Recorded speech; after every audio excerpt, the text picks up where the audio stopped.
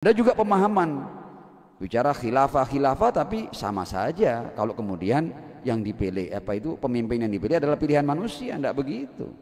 Pemerintahan Tuhan, pemimpinnya ya harus pilihan Tuhan. Kalau pemerintahan Tuhan tapi dinamakan pemerintahan Tuhan tapi pemimpinnya yang milih manusia, ya sama dengan demokrasi ini, tidak ada bedanya. Ya, karena ketika kita berbicara siapa yang paling berhak untuk memerintah dan mengatur, ya tentulah dalam ilmu manajemen itu, ya itu syarat-syarat pengaturan, ya, dan memerintah itu diantaranya adalah pengetahuan, ya. Nah sekarang siapa yang punya pengetahuan tentang keberadaan melebihi Allah Subhanahu wa taala?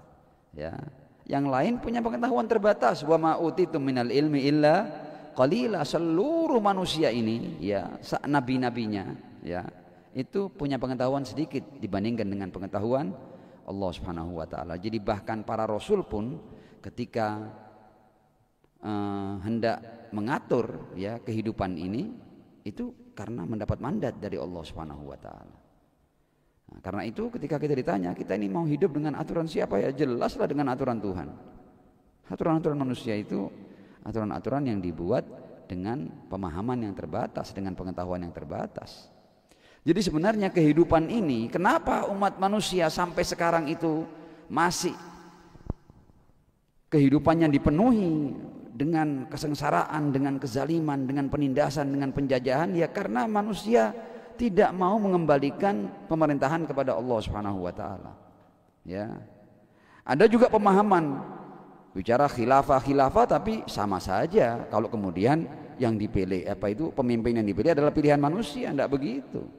Pemerintahan Tuhan, pemimpinnya ya harus pilihan Tuhan. Kalau pemerintahan Tuhan tapi dinamakan pemerintahan Tuhan tapi pemimpinnya yang milih manusia, ya sama dengan demokrasi ini, tidak ada bedanya.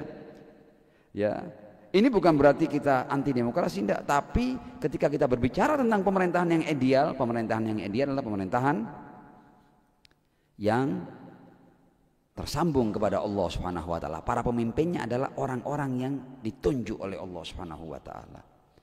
Nah, karena manusia sepanjang sejarah, para pemimpin, para nabi, para rasul dan para imam suci yang diutus oleh Allah untuk memimpin umat manusia, manusia tidak mau menerimanya, ya silahkan umat manusia menikmati kekejaman, penindasan, penjajahan. Bahkan ketika kita sudah sampai di zaman seperti sekarang yang merasa beradab manusia, ternyata ketika terjadi genosida di Palestina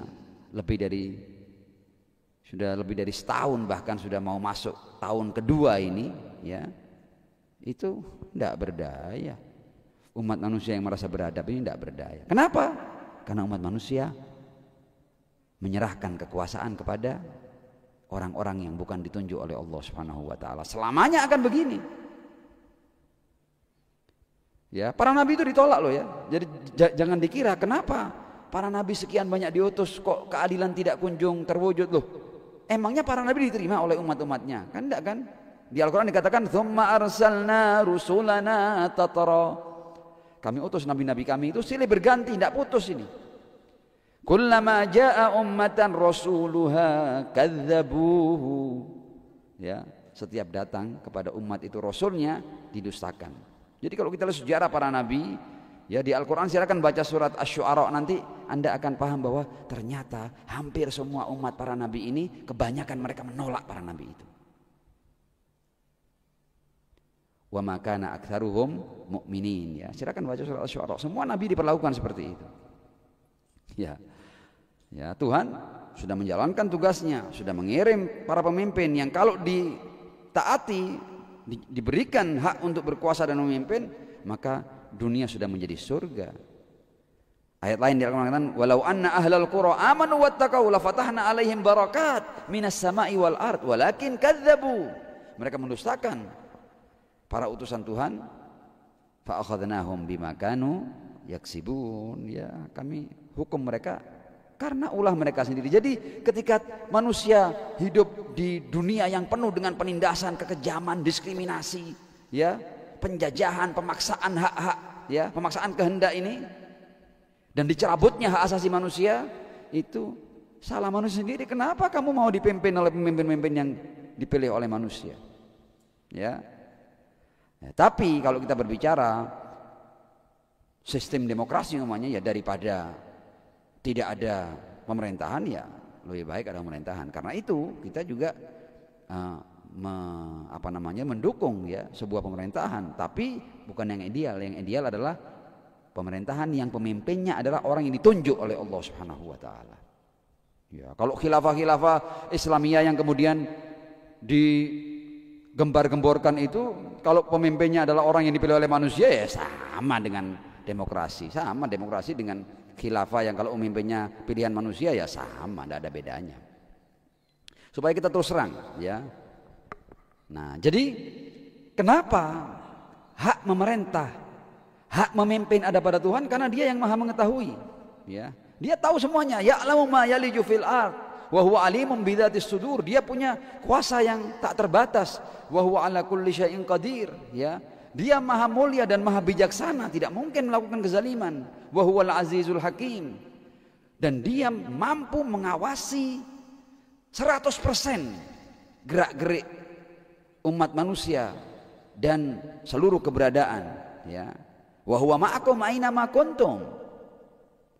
Ya, dan kemudian nanti Dia yang akan melakukan evaluasi, ya, perhitungan hisab di akhir nanti. Wa ilallahi turja'ul umur. Jadi yang hidup di keberadaan yang dalam kuasa Tuhan ini, Tuhan mencipta keberadaan dengan sendi-sendi keadilan. Jadi tidak ada pelaku kezaliman yang lolos dari penghakiman ilahi. Di dunia boleh saja mereka lolos, boleh saja mereka sudah mati dan binasa sebelum mendapatkan hukumannya, ya.